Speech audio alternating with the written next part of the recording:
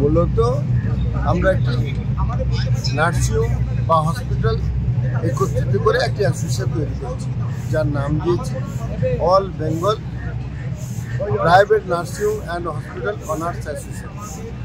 এই অ্যাসোসিয়েশনে আমরা আমাদের সমস্ত নার্সিংহোমকে একটি ছাত্রতলায় আনতে চাইছি ওয়েস্টবেঙ্গলের হেলথ সেক্টরের ডেভেলপমেন্টের জন্য।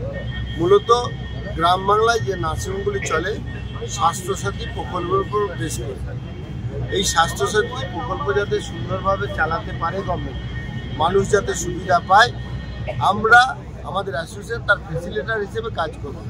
অর্থাৎ সেটা গভর্নমেন্ট যদি কোনো জায়গায় কমপ্লেন করে আমরা সেটাকে পর্যালোচনা করে তারা যাতে সুষ্ঠুভাবে পরিচালনা করে তার জন্য তাদেরকে আবদার মিশ্রিত একটু চাপ সৃষ্টি বা তাকে বলা এটা করতে হবে। কারণ হেলথ সেক্টর ডেভেলপমেন্ট করার জন্য আমাদের যেমন একটা ভূমিকা আছে, সকলের ভূমিকা আছে। সেই কারণেই আজকের এই সম্মেলন, যে আপনাদেরও সাথে লাগবে। কারণ ভুলটা যেমন ভুল বলবেন, সেটা অনেক ক্ষেত্রে অন্তত হেলথের ক্ষেত্রে গঠনমূলক সমালোচনা থাকে, আর হচ্ছে ঠিকঠাকে ঠিকভাবে তুলে ধরবেন, তবে মানুষ আস্থা পাবে, তবে মানুষ এখানে দেখাবে। আর এখানে মানুষ যদি আস্থা না পায়, এখানে হেলথ সেক্টর কোনোদিন ডেভেলপমেন্ট হবে। সেই জন্য আপনাদের কাছে আবেদন, হেলথ সেক্টরে ডেভেলপমেন্টের সবচেয়ে বেশি ভূমিকা আপনাদের।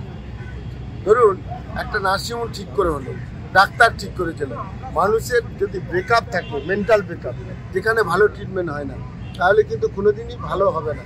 সেই জন্যে আপনাদের কাছে করজোরে আবেদন, আমরা যে ডেভেলপমেন্টের জায়গাটাই করছি গ্রামে আসুন, সেটাকে তুলে ধরুন, অবশ্যই গঠনমূলক সমালোচনা করুন। এখনো পর্যন্ত এই মুহূর্তে আমাদের 1000 নার্সিংহোম একসঙ্গে যুক্ত দিয়েছে। আজকে আমরা এখানে কোর কমিটির মিটিং প্লাস সাংবাদিক সম্মেলন করছি।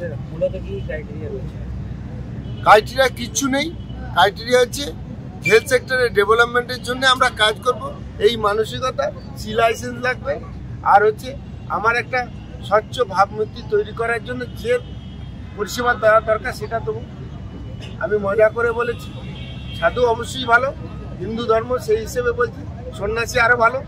আমরা যদি দুর্নীতিগ্রস্ত ছিলাম, তাহলে আমরা সন্ন্যাসী হোক, সাধু না হতে পারি, সন্ন্যাসী তো হতে পারবো।